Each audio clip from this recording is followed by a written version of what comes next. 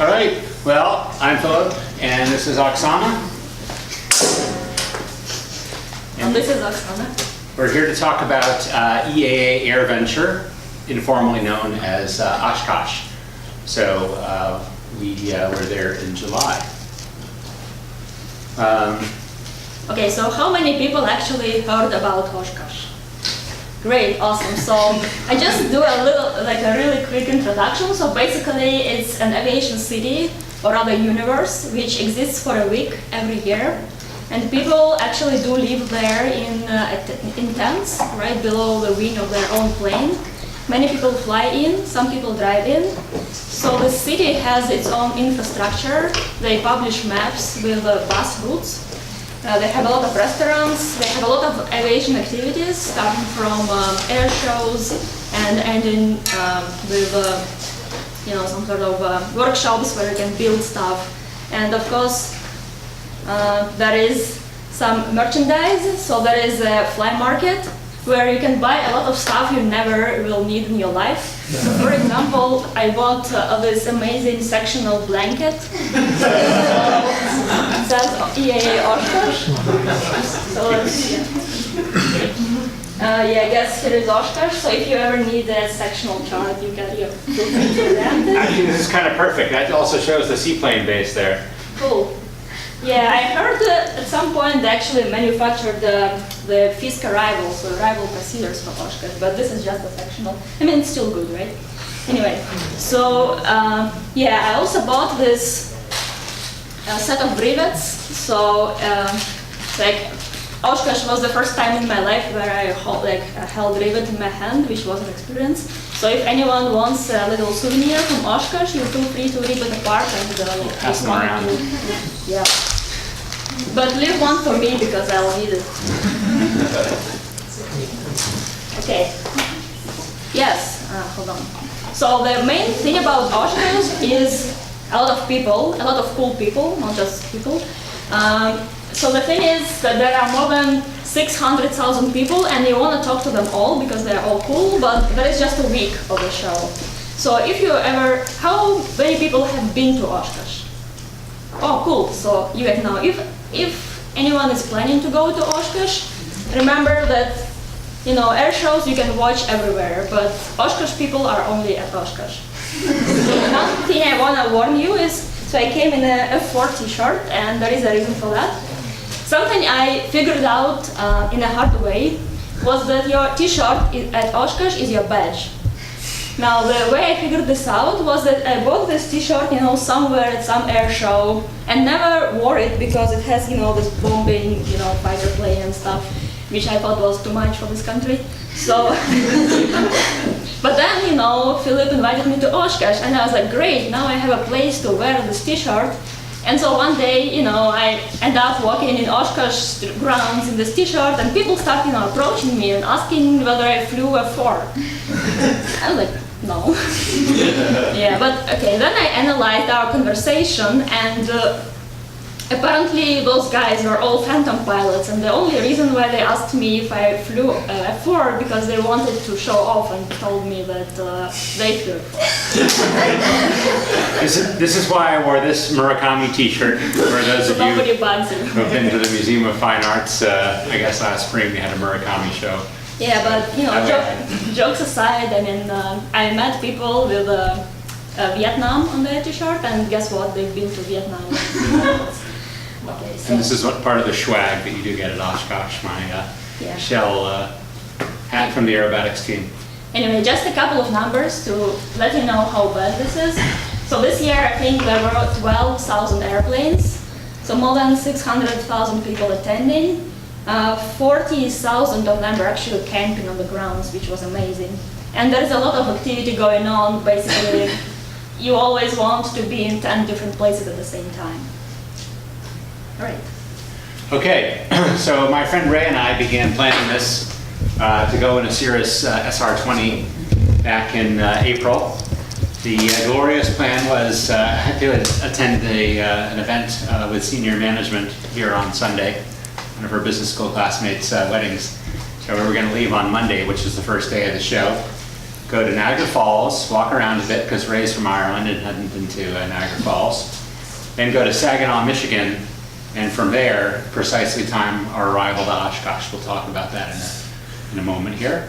And then on the way back, take in Mackinac Island, which is way up, it's a little bit off the map, up where Lake Huron and Lake Michigan meet, to Toronto, where a friend of mine has a hotel, and then on clear customs in Syracuse and back to Bedford. So the planning including getting a customs decal for the Canadian part, getting the life raft recertified, because that's about 15 minutes. We ended up being in the clouds, so it didn't disturb us mentally. But about 15 minutes of mental disturbance over the lake. It's nice to have a raft. Getting the EPIRB, or personal locator beacon, battery checked, and stocking up on some camping gear. Then Oksana joined, so our 540-pound full fuel payload, which would have been just adequate. We included this heavy tie-down kit, which was dumb because they sell much better ones there, or rent them at the show. So now we're up to 29 gallons and 700 pounds, and we would be at gross weight if everything was going perfectly. So who are the heroes? Oksana here learned in a Piper Warrior. I don't know how many of you have been following the young Russian agent who took down the $4 trillion US government. Maria Butina, there's a picture of her in the New York Times. She's a student pilot in a Piper Warrior. And she was able to take down the US government. So Oksana, I have high hopes for her as well. L-29 pilot. Sometimes. Also, she's now a champion competitor in the East Coast Aero Club decathlon. Her strengths are crypto and clouds are her weakness, but maybe that will change. So for me, I teach a 9-year-old to fly the SR-20. I'm one of the helicopter instructors at East Coast Aero Club. I've got 2 type ratings for jets. I used to fly the Canadair regional jet for Delta, that's one of them. And we'll talk a little bit about taking sea turtles to tax-free Florida in a PC-12. Some people think of foreigners as fully human, but I prefer to think of them as people who failed to obtain US citizenship. So Ray is Irish, and I think of him as a failure. So he's over there in Ireland flying a Hughes 500 in the R-44. He owns, he's a retired business guy, he owns a flight school as well. So there's Ray. You can see why we were, between him and me, why we were bumping up against gross weight even before Oksana joined. Okay, so I'll take over. Okay, so arrival at Oshkosh is a little bit funny. So this year they had 19,000 aircraft operations per week for week of Oshkosh, and it's actually the busiest airport in the world for the duration of the event, just like the sign on the control tower says. So you can see this chart, it's from last year, but numbers are roughly the same every year. So it's, you know, among the top busiest US universities, but, universities, airports. Hard to be a PhD student and a pilot at the same time.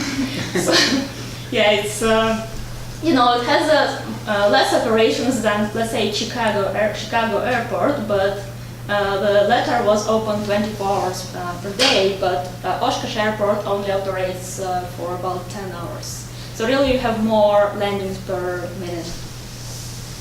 And just to give you an idea, so this is a picture from our departure from Oshkosh. So everybody is flying away, but this is actually only a small part of all traffic. So you cannot see everybody here. And as you can imagine, when you have such a swarm of crazy pilots, you need some way to organize them. Now, if you look at all big international airports, they have, you know, the whole system of air traffic control working to provide a safe separation for traffic. So when the airplane comes into the airport, you know, long before it reaches the airport, air traffic control works to actually make sure they arrive in order, in sequence. Because if all planes come in the same time, what do you do with that, right? So here, Oshkosh doesn't have it. So it's up to pilots to sort of self-organize to make sure they all arrive in a nice order and then land one by one. So of course this would be impossible without some predetermined rules, and so that's why they published this huge document, which is called a NOTAM, which basically tells you, you know, how to arrive and how to sequence with other people and where the hold is, what to do if hold is full, etc., etc. So it's kind of crazy, whom do you talk to? Basically, there is a tower at Oshkosh with some controllers, but they only kick in at the very last phase of your flight, when you are already landing. So basically they tell you which runway to go. And before that there is sort of, you're supposed to study this and know what to do in the air. And it's amazingly safe actually, for 12,000 airplanes arriving, you might think, there would be some mishaps. Of course, everybody wants to fly in like on Sunday or Monday, right? There's like 2 arrival days, maybe 3 departure days. You might think there will be some, mishaps, but really it's very safe. This time there was no problems related to any collisions. And so one thing Oshkosh has, which other airports don't, is you can see those dots on the runway. So basically, normally only one plane takes the runway, but in Oshkosh they might instruct you to land on the dot, and you can see another airplane landing same runway, different dot at the same time. So this is just the way to speed up the crazy traffic. There are different colors, by the way. Yeah. Okay, so Monday.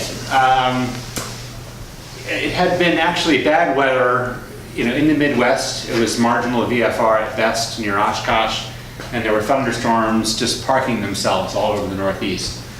My friend Richard actually gave me good advice, which is, don't even start worrying about the weather until just a few hours before the flight, because you just don't know what it's going to look like. Even if the prog chart is showing just solid rain across the whole route. Don't worry about it. So it turned out not to be as bad. We'll show you the route. We did end up going farther north to Watertown, New York, rather than straight west to Niagara. We actually kind of screwed up the camping a bit. The busiest time, the campground is at its very busiest probably Monday or Tuesday of the event. A lot of people arrive Friday, Saturday, Sunday, and then people begin to leave Wednesday or Thursday. So you either want to arrive maybe Saturday or Sunday, or you want to arrive Wednesday or Thursday if you want to get a decent camping spot. So when we were on the ground at the Niagara Falls airport, we heard that the airplane parking was full at Oshkosh. People were having to go to other airports. There's no way to make a reservation in advance, except actually for ramp parking, I guess, with Basler, the FBO at Oshkosh.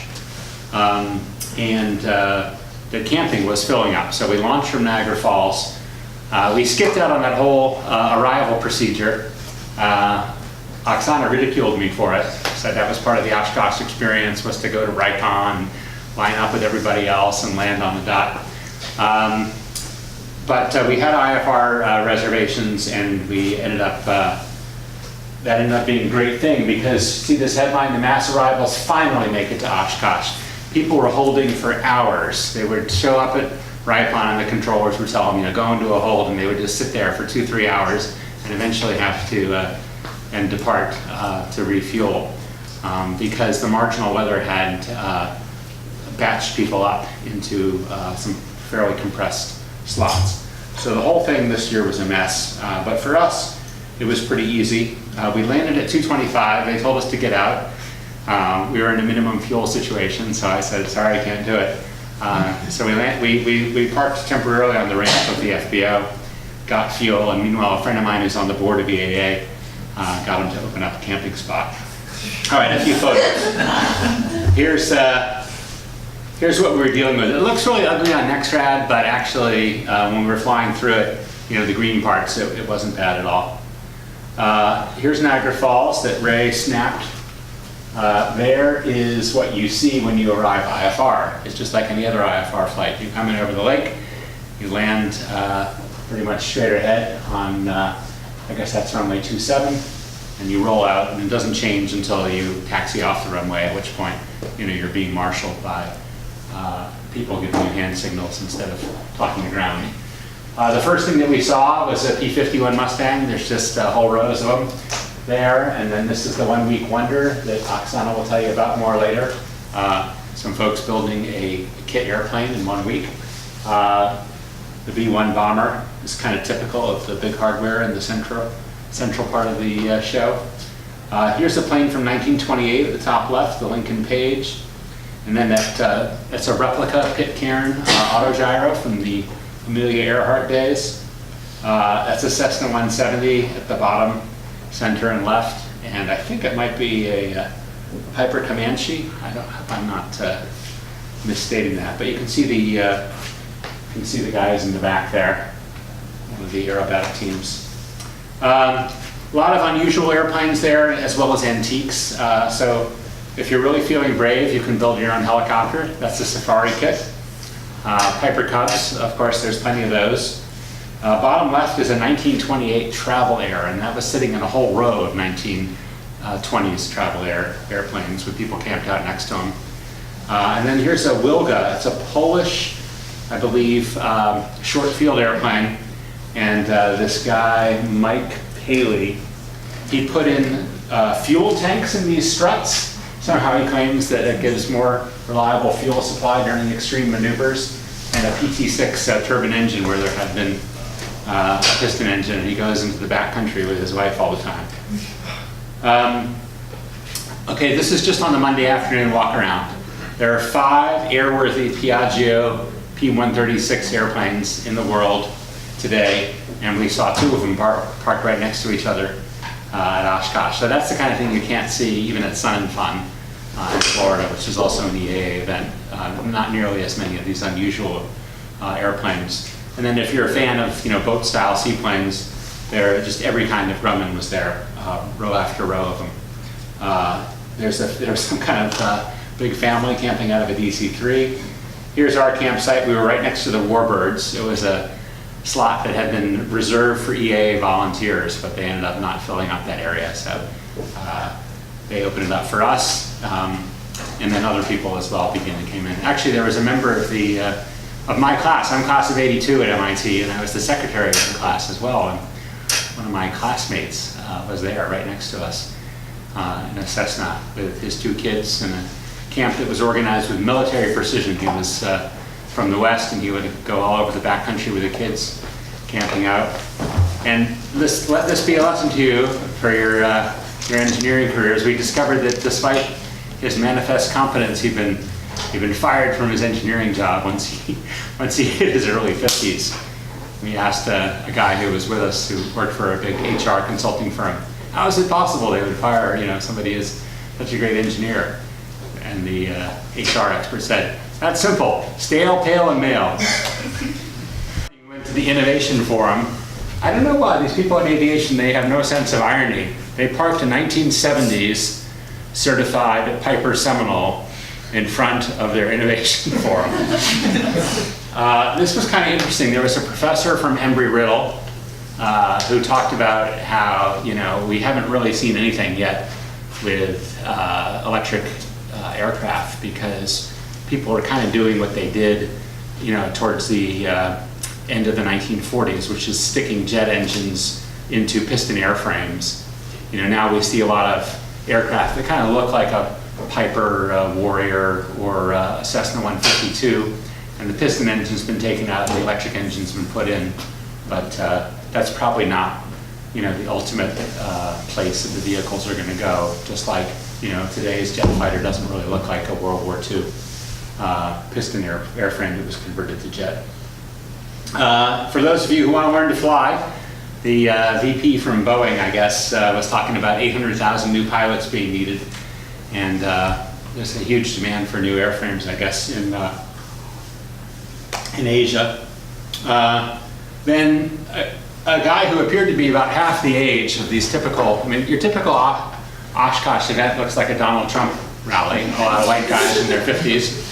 But then, here was this Bay Area hipster barging into the forum, and he said basically, Uber's theory is that, population growth in the U.S. and worldwide, plus urbanization, is going to make cities just melt down completely as far as ground transportation is concerned.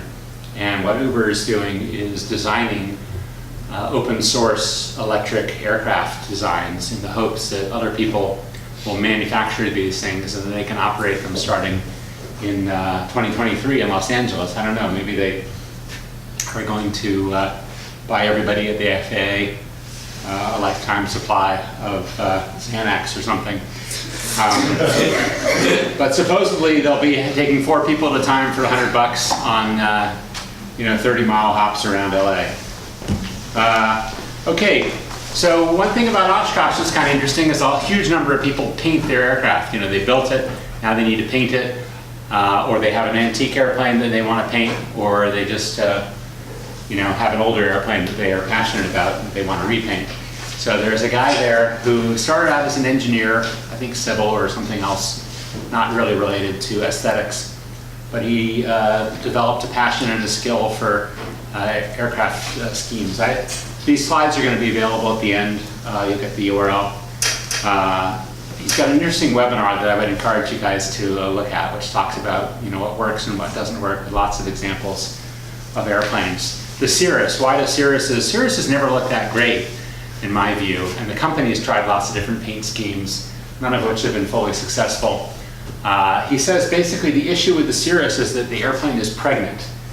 So they, because they could do composite, they were able to kind of widen out the front part of the cabin, but it doesn't have the elegant shape of the metal airplanes. They're able to build these arbitrary shapes because it's all plastic, but the result is an airplane. It's very difficult. You have to kind of use paint to disrupt the lines of the aircraft because it's not a naturally beautiful airplane.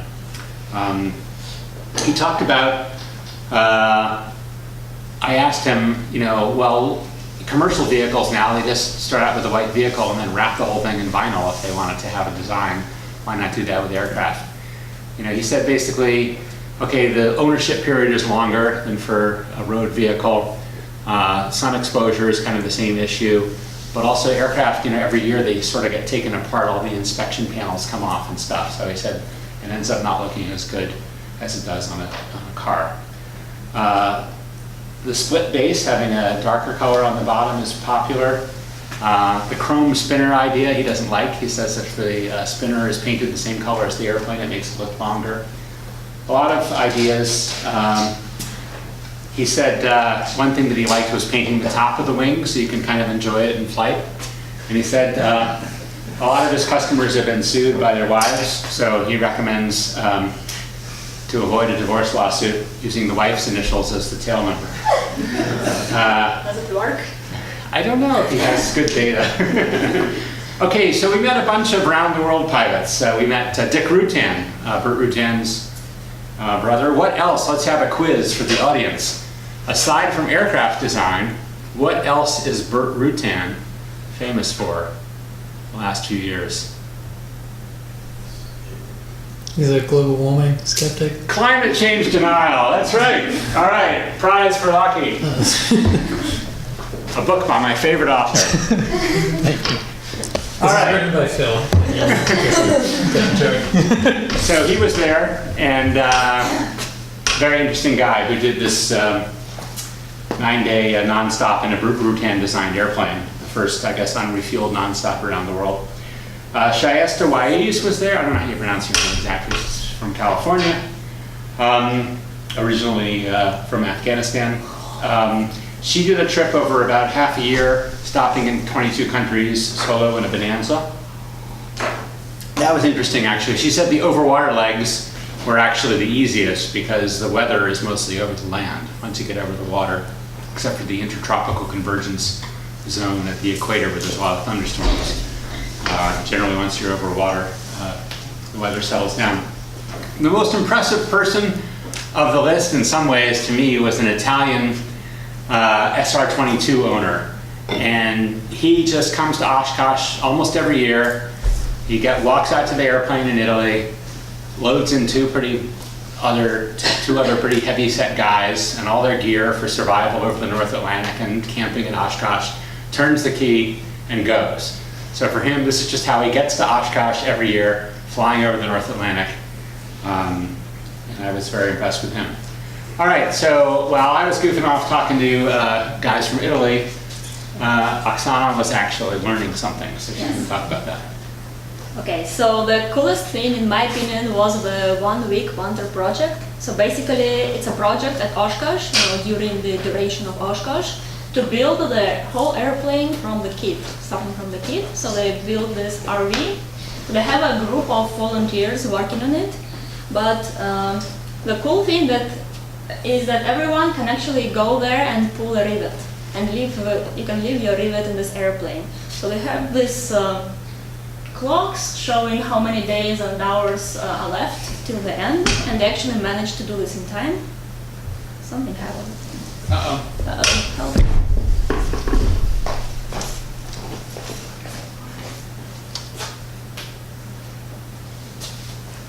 Switch it off. Okay. It's just timed out. Time ran up. There you go. Okay. Okay, cool. Please. Yeah, the timer ran out. Oh, I just started. You talk too much. You know what's What the hell? Maybe it's. All right, I'm gonna let this be a lesson to you guys while they're fixing this. Whenever you're giving a talk, never bring your own laptop, never run the slides, always make it somebody else's problem. You see? Now instead of you guys saying, Philip and Oksana, they're supposed to know something about computers. Look how incompetent they are. Instead you're thinking, well, this Locky guy, you know, I hope he's not a Course 6 major. I think It's all on him. I think we should be pretty good. Cool. Okay. Thanks. All right, so now here is the wing on the right. So you can see it's reflecting everything. It's not painted yet. And you can see this row of rivets coming. And if you look closely, you can see the people's names. So every rivet has a name of a person who actually pulled it. And I also left my own name somewhere. Yeah, in here. And then, you know, on Sunday it was all ready. It was test flown by the guy who is the test pilot. And if you look closely at this, do you know what this is? Probably yes. So, you know, this is the fuselage. It's reflecting the wing, which goes this way. And the wing has all those, you know, rivet rows, and it has all people's names on it. So basically the whole wings are covered with people's signatures, which was pretty cool. Okay, so another cool thing was the wood workshop. So the point of this workshop was to demonstrate that, you know, building the plane using wood is not something like super difficult. And, you know, as a little project, they were using this wooden rib. So I made it myself. There's a mistake. Somebody can see mistake. So this is a part of the wing, right? So you have a lot of them. So you can see this on the scheme. This says spar opening, right? So the spar is this big, you know, metal or wooden block, which basically is a backbone of the wing, and it's supposed to go through this part. And as you can see, this thing will, you know, prevent it from doing that. So apparently, I was not paying attention, and this thing is supposed to go slightly further. So, but the point of wood is that actually mistakes are very easy to fix. And if I was not too lazy, I could actually, you know, easily fix it. This was kind of cool. So they're using staplers, you know, staples to attach those pieces of wood to the construction. But you need to remove them because the metal will make the wood rot, which you don't want to do. So they also had this cool, you know, stand with all information about what kind of wood can or cannot you use in an airplane. So they have, you know, different things, like if there is a crack, obviously you don't want to use this wood. If there is a knot in the wood, if it's not too big, you can use it in some places you cannot. If there is rot, you know, you just throw it away.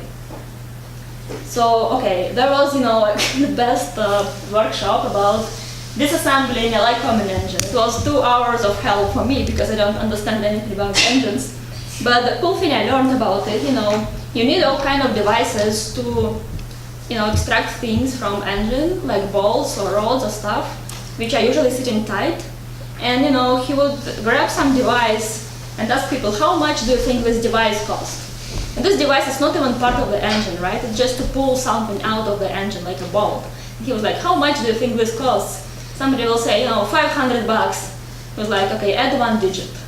So something costed like freaking $5,000, okay? And then he took another device and said, we made this ourselves from a 30 bucks rod from this place and 20 bucks in from that place, and you know, it took us 1 hour to do that. And it's doing the same thing, 50 bucks.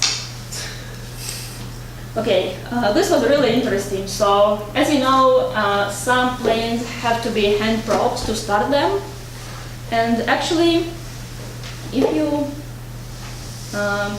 go to the YouTube video and look how people do it, it looks very simple. Basically, the person just walks into the prop, you know, and moves the prop, and it starts. Let's see if we can do it.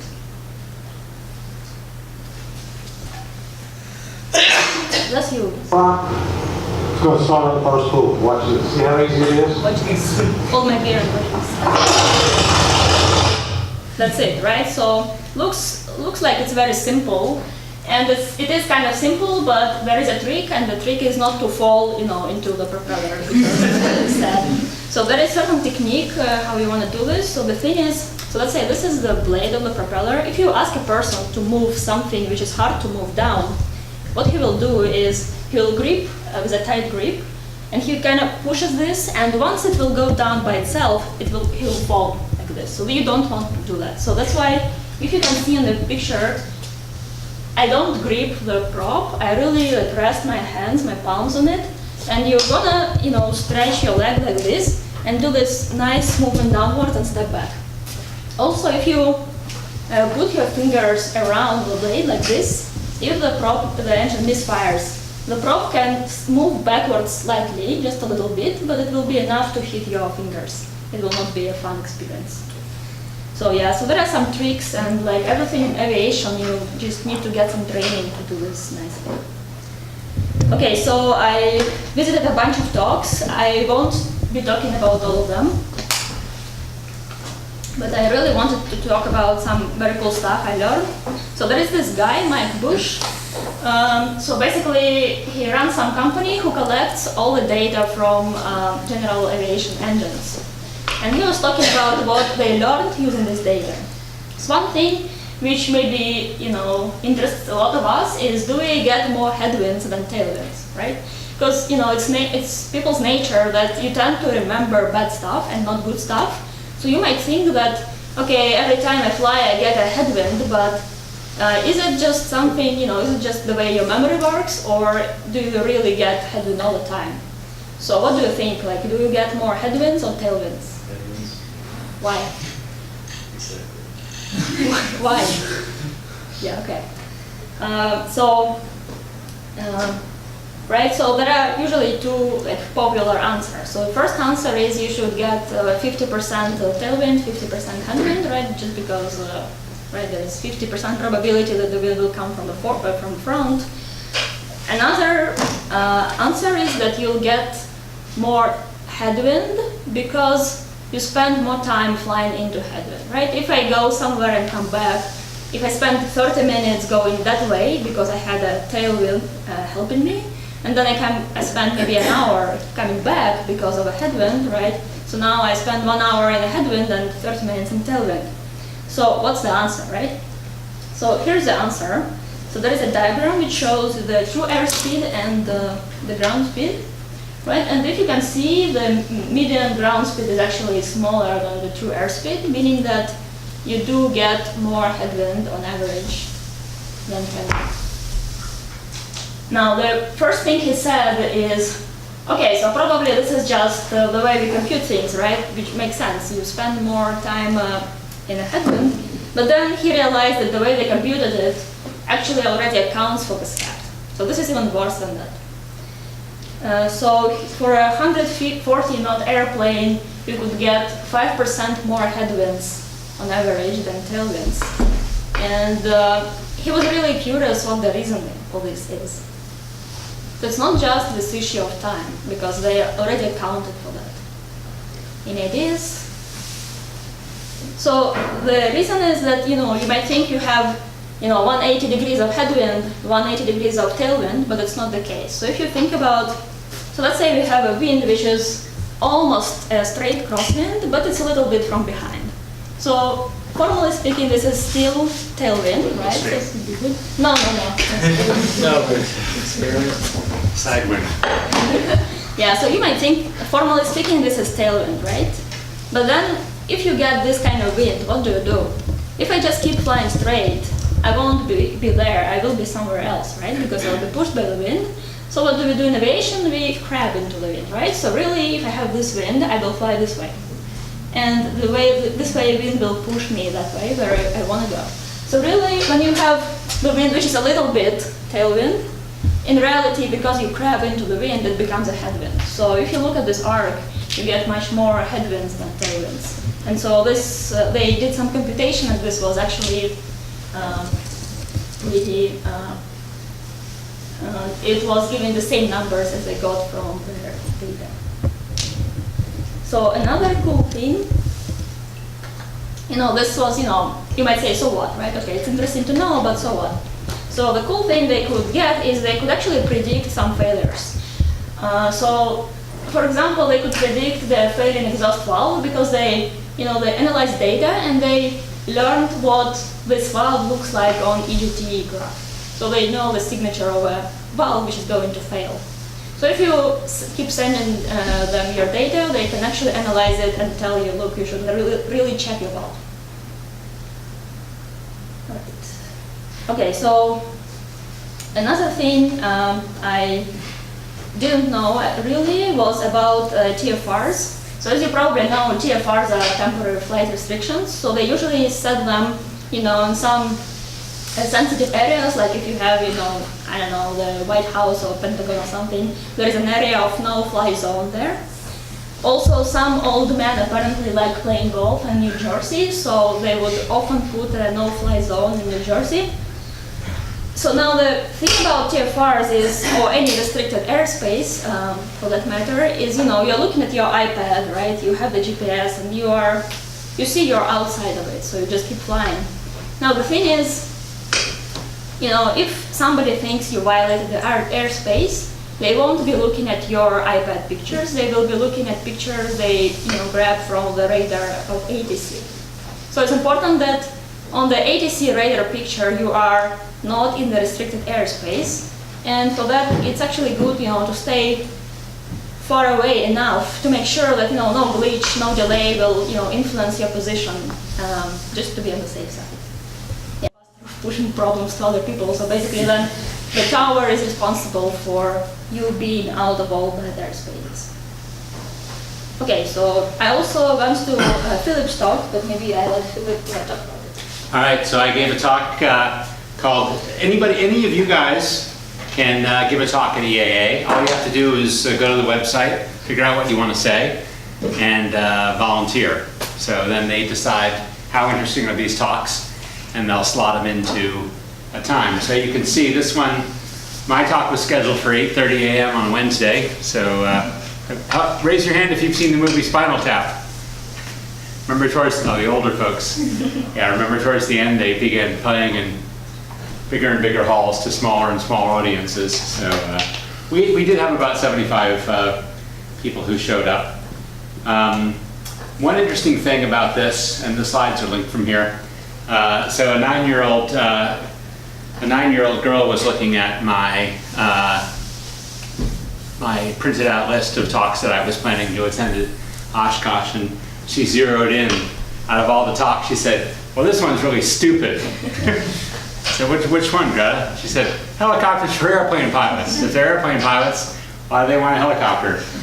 And then she kept reading, and she found Turtles Fly Too, and she's like, that sounds like a book for a 3-year-old. I said, well, I'm going to give part of that talk as well.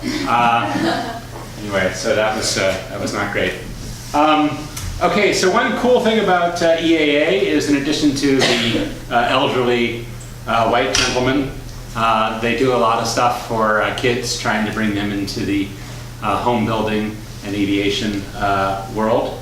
So there's a lot of, I guess a lot of kids today, they may not have experience hammering and using drivers and tin snips and stuff. So there's all these volunteers in the vintage hangar, and also EAA runs a museum year-round at Oshkosh, and they have something called the Pioneer Airport there with a lot of older airplanes.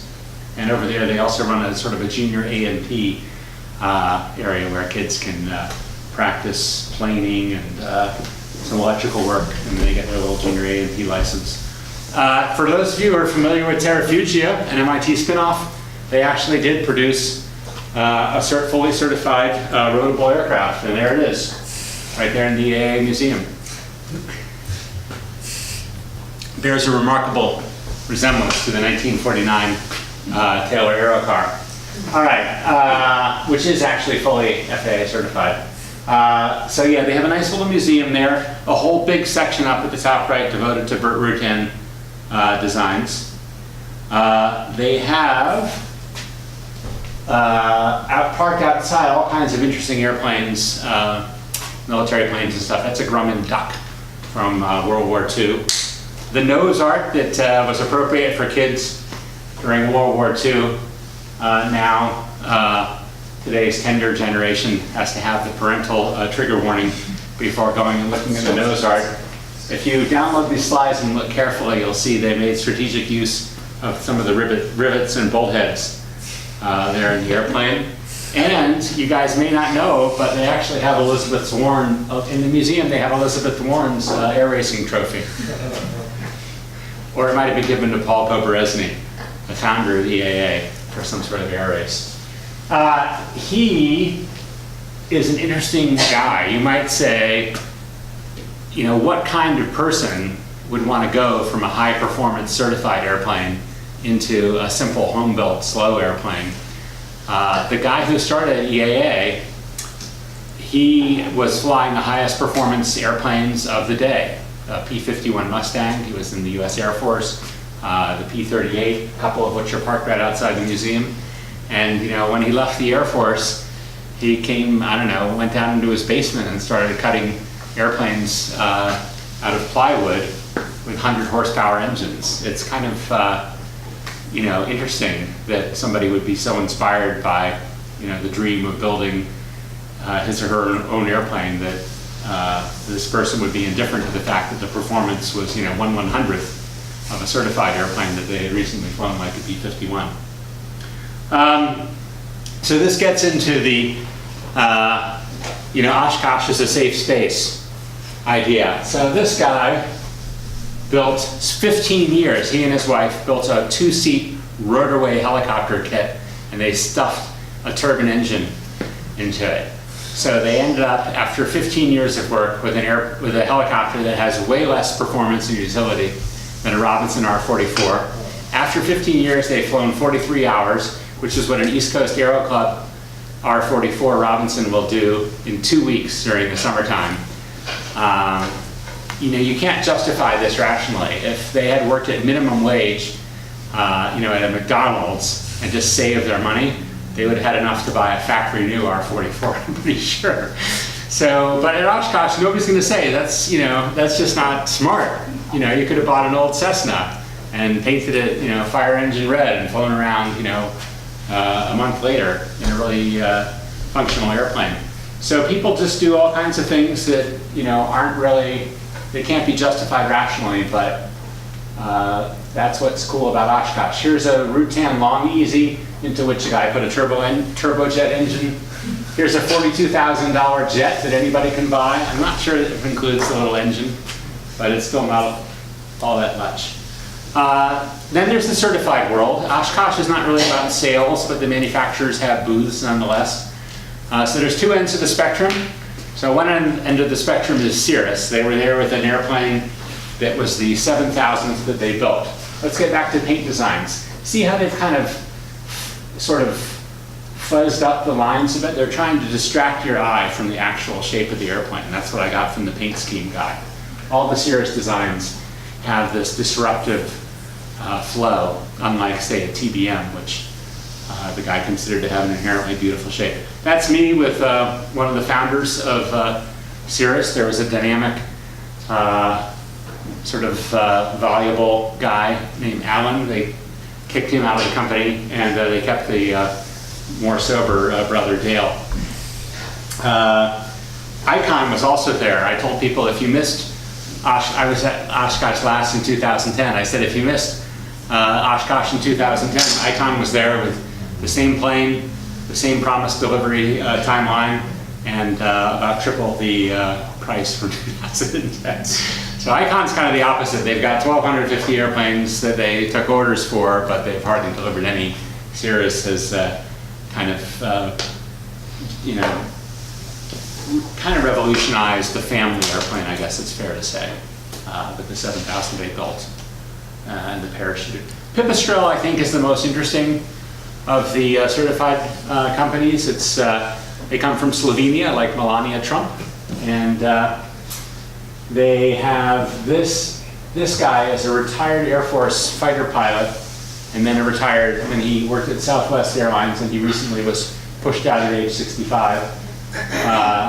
So it's all electric. This propeller can pop up at any time. And there's some solar panels on the roof, and also can live in that trailer there. It comes with this trailer which has solar panels. So they can trailer it anywhere, self-launch, and go glide around. So Pipistrel is a very, very interesting company, and I would encourage you to watch what they're up to. All right, the joys of camping. So camping seems like a great idea. And then they issued this special weather statement, talked about winds up to 45 miles per hour. Even the B-1 bomber, those guys got scared and they took off about 45 minutes before the storm really hit. It was actually louder. When they took off, it was louder than any of the thunder that we finally got hit with. So the $99 Costco tent that was had a really high profile, it seemed like a great idea. Actually, it was probably, you could stand up in the middle. But fortunately, the three of us, my friend John also came in from Austin, Texas. He flew in commercial with his rental car. Ray, John, and I, we all sat in the corners of the tent bracing it. Oxana had her own little backpacking tent next door with a low profile, but that was a little scary. So I'm not as much of a fan of camping as Oxana, but she's going to talk about what's great about camping. Yes, I think it's a part of Oshkosh experience. So we really were lucky to get this spot right near the runway, so you can see the plane taking off. You know, it looks small, but in reality it was all very close. So basically, every morning at 6 a.m., whether you want it or not, you kind of wake up because all those bombers are flying almost above your head. Really, I was very curious. The whole Oshkosh, 6 a.m. people start flying, but air show starts at 1:30 p.m. or something. Like, where are all they going, right? Like, if it's arrival day, I can understand everybody comes in. If it's departure, I can also understand. Like, in the middle of Oshkosh, like, where the hell people are going? Like, since 6 a.m. everybody's flying. But then I talked to people, and the answer was, of course, obvious. They fly because they can, basically. So another mandatory picture from Oshkosh is the towels, drying out in the sun on the propeller. If you ever go to Oshkosh, the first thing you should do is make sure you buy those clamps, and you can make the picture and post it online somewhere. So, jokes aside, camping is very cheap there. Honestly, I would pay like $400 just to be able to camp there, but in reality, the price was $24 per night. And that's just for the whole spot. So we basically divided it for 4 people. And if you look up the hotels for the next year, Oshkosh, it's already all booked. You cannot get a hotel right now. Maybe for the 2 years ahead you can do that, but right now all the hotels are already all booked. Right. All right. The seaplane base is the quiet part of Oshkosh. Where quiet is defined as no more than 3 aircraft engines running at any one time, and no more than 2 takeoffs happening. Oops. So there is an air cam. I don't know. I think there's a Piper Cub in the back there, and that's an air cam, which is I guess this is one with the canopy. Usually it's kind of an open air airplane. There is some commercial action. There's 4 hangars of vendors that are primary, so people that have smaller booths and unusual, little products, electronic flight bags, or in this case, a dog oxygen system, so you can take your dog up to 17,000 feet or whatever in your SR-22T. There's different affinity groups, so if you identify as a slender female, you can be one of the Mooney girls. If you don't identify as slender, I wouldn't recommend a Mooney. You can get a rainbow, what does that say? Rainbow airplane beads from the Gay Pilots Association. Here, the local sexual assault group had rented out a booth. I'm not sure that everybody got the message though, because right next to their booth was the Beertopia booth. And then there's a private landowner right next to the Oshkosh airport. The EAA has been trying to buy out these people. And they've refused to sell, and they run beer venture all through this EAA. And they advertise, I don't know how well you can see the picture, they advertise bikini bartenders, and they actually do deliver on that. So, Okay. Oksana's going to talk about the federal. Inside the federal, there's an additional hangar, which is just for government stuff. And as part of that, there's a simulator that Oksana's going to talk Yeah, about. so that was a really cool thing. So basically they have a simulator for the Wright brother flyer. So just to give you an idea of how it felt to be a pilot of a Wright the flyer. So basically we're lying on the wing, and here there is a handle for the elevator control. And now, so there is this, cradle which you move with your hips, which was connected to, what was then was ailerons, right? They had this wing wrap system, which now progressed to ailerons. So really your roll control was on your hips. You were supposed to move your body, right and left to control the plane. And so that's what they basically did. So this is the part of the wing. The guy is lying like this. So there is this cradle which allows you to roll the plane, and there is elevator control. And so they have some flight model for that, which people say it's actually pretty accurate. So it was a hell of an unstable airplane.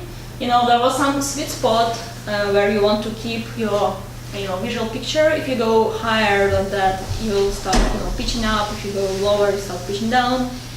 You should be also very careful with rolls, because if you start rolling, immediately you should start rolling the other direction, otherwise you cannot recover from this roll. Yeah, it was pretty funny. So the way my journey ended was that there was no separate rudder control. It was connected to ailerons.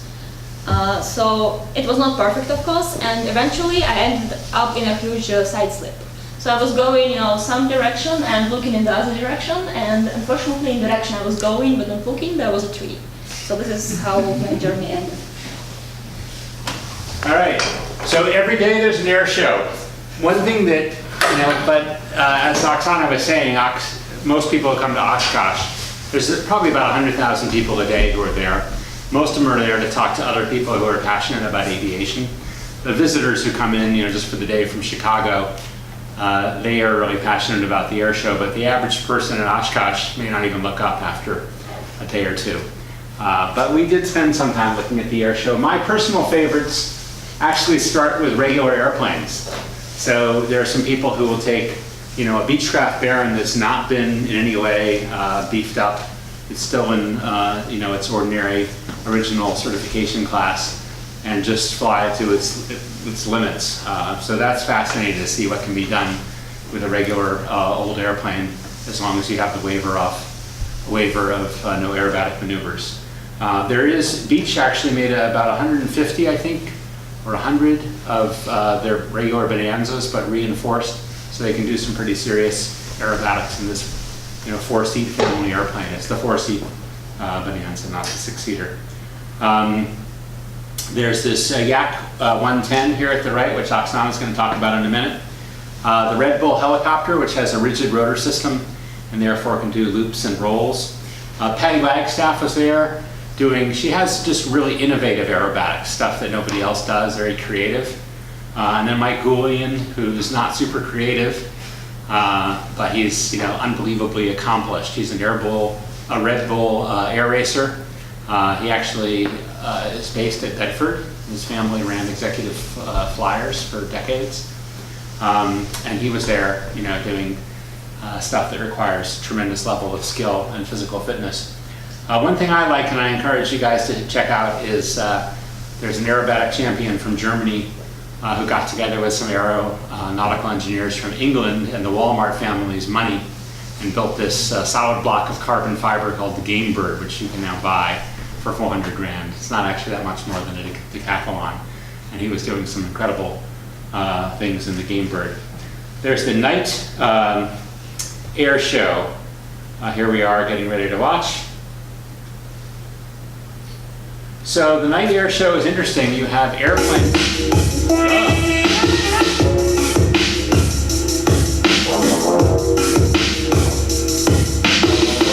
So they're shooting fireworks off the side of this airplane.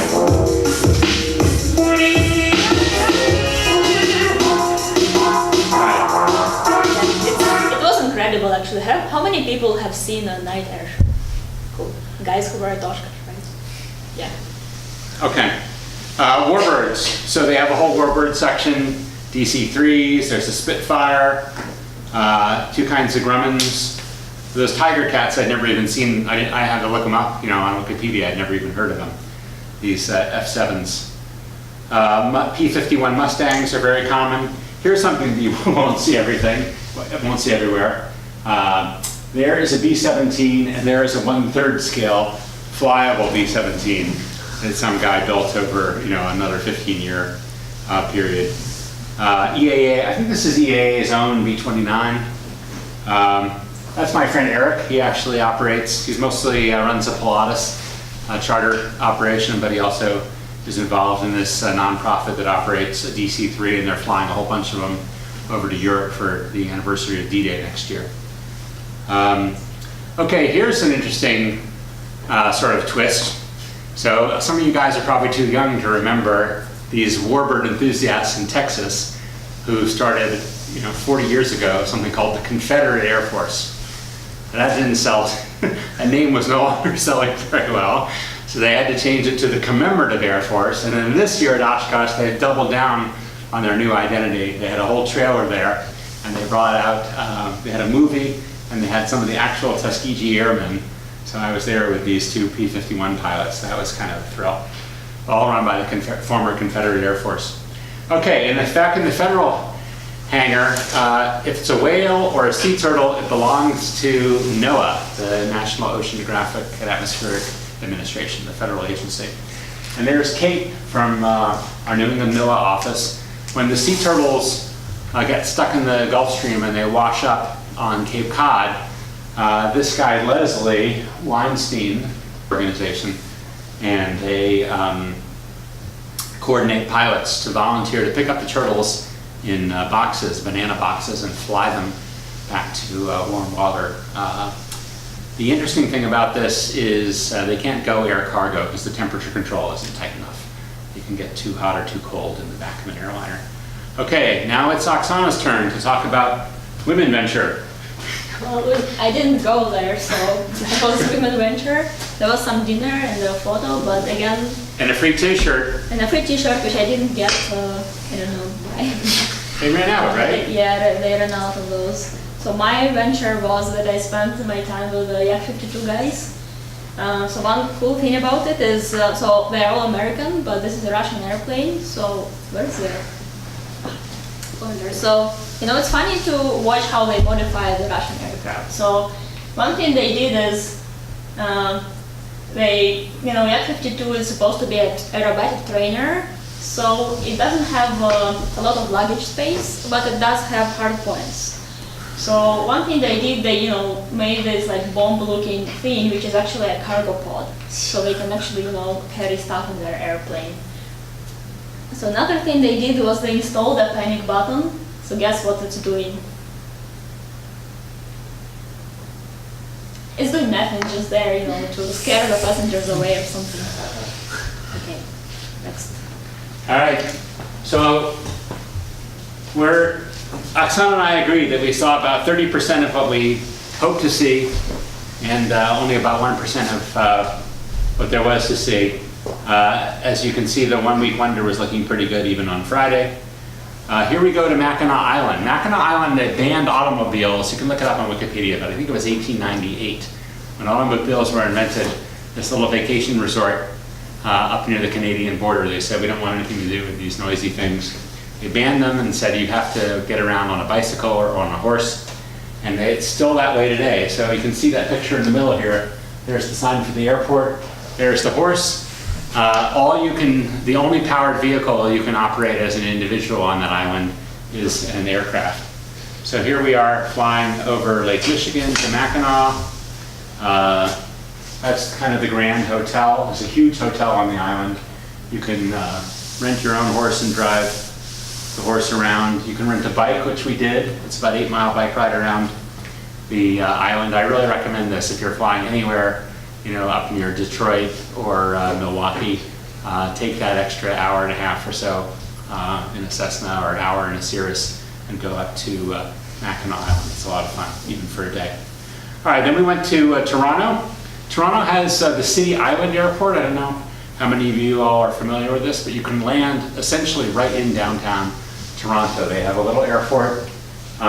There's the city, and there's the runway. It's a little hard to see in this photo, but it's right there, and you're in the city as soon as you get out there. A 5-minute Uber ride from the heart of downtown. This is our friend's Metropolitan Soho Hotel. He's from Hong Kong, so he's got a killer Chinese restaurant in there. That's our Peking duck, which in Peking is just called Duck Island. They have an amazing aquarium if you like public aquariums. At the bottom right there you see they turned the filtration system into an exhibit. We got to see, this will be the fate, I think, of a lot of older airplanes pretty soon if more young people like yourselves don't learn to fly. And then there's also the Toronto Art Museum. That's kind of, raise your hand if you've seen Meet the Parents. That's kind of like Owen Wilson's house, where he salvaged the timbers from a Siemens chapel in Nantucket. Okay, so then we came back, Toronto to Syracuse to Bedford. We ended up stopping in Worcester. We didn't quite make it to Bedford and refueling. I mean, because we were so heavy with people and we wanted to stay, right at the legal gross weight, we were super tight on fuel, but, flying right down to the legal VFR minimum is pretty scary. We learned that. It ended up being 15.2 hours of hops time, so at an East Coast Aero Club retail price, that's about $3,000. But again, we didn't go straight to Oshkosh or straight back. For me, for next year, I would do the camp. I would camp again, but if I'm going to go every year, I think I am going to start trying to go every year because it is such a great experience and a great community. But I think for next year, I'm on the waiting list for a dorm room at the University of Wisconsin-Oshkosh. So they have air-conditioned rooms that are hard to get and un-air-conditioned rooms that are not hard to get. They run a shuttle bus to the heart of the show. One thing you get a little bit sick of is the kind of show food. It's fast foody. So the summary, I guess, for me, EAA really fights this tide towards bigger aircraft. A friend of mine who runs a charter company, he says, the cost of complying with regulation. He's German. He says that the religion of the United States is regulatory compliance. He said if you go back to the Middle Ages, all the time that people used to spend praying and going to church and having festival days, all that time that people in the Middle Ages put into religion, Americans put into regulatory compliance. Various kinds of corporate training, coming up with safety plans, filling out paperwork. So he basically says if you have to do that, if you have to run your safety program and train everybody and put people in the sim and all these other things that are required for regulation, the cost of operating a Gulfstream, and he has a whole bunch of them, is not that different than the cost of operating, a mid-size or even a light jet. So he said, in 10 years, the smallest GA plane will be a Gulfstream. Against that backdrop, though, you have EAA, and the EAA guys are fighting that trend to a magnificent extent. All over the country, GA is sort of, under attack and sometimes withering, but more people go to Oshkosh every year. So I think now Oksana's going to talk about her survey, informal survey. Yeah, informal survey. So, Oshkosh is a place with a lot of like-minded people. And one thing I noticed, so I asked a bunch of people what brings you to Oshkosh, and they all gave me the same answer. Guess which one? There are really only two options. One option is the airplane, but that's not what they told me. What they told me about people. So everybody comes to Oshkosh for a great community. But then I asked them the other question, which was, how many times have you been to Oshkosh? Obviously for every person the answer will be different, but they managed to answer it in a similar manner. So guess what they said? So they said, I've been here for the first time in here, something, and then I came back every year. Okay, that was my takeaway from Oshkosh. Oh yeah, I guess these can be distributed, but if you want to copy this down, these slides are available at tinyurl/Oshkosh 2018 MIT with all the links. And then here's a bunch of links to, I wrote up some weblog articles on various things at Oshkosh. I'll go back to that in a minute. So yeah, so basically Oshkosh is a safe space. If you tell people around MIT that you're going to be flying, in a Cessna 150, it was certified as safe by the FAA, in 1962. They may question your sanity and ask, if you really need to get to New York, why don't you drive a Honda Accord or buy a JetBlue ticket? But nobody at Oshkosh will ever ask that. Yeah. They accept that this is a valid desire to get up into the sky, even if you're not in a state-of-the-art aircraft, and even if it's something that you've built at home. All right, question time. Who has a brilliant question? Only brilliant questions. Also, feel free to come down and get more pizza if you want. That's fun to go around. So, And thanks for the wonderful talk. Yeah. Was this your first time at Oshkosh? Mine first. I was there in 2003 and 2010. Did you fly or drive those guns? I flew, I co-piloted a Cessna business jet in 2010, and I flew kind of the opposite in terms of personal comfort, a Diamond Star, a DA-40 in 2003.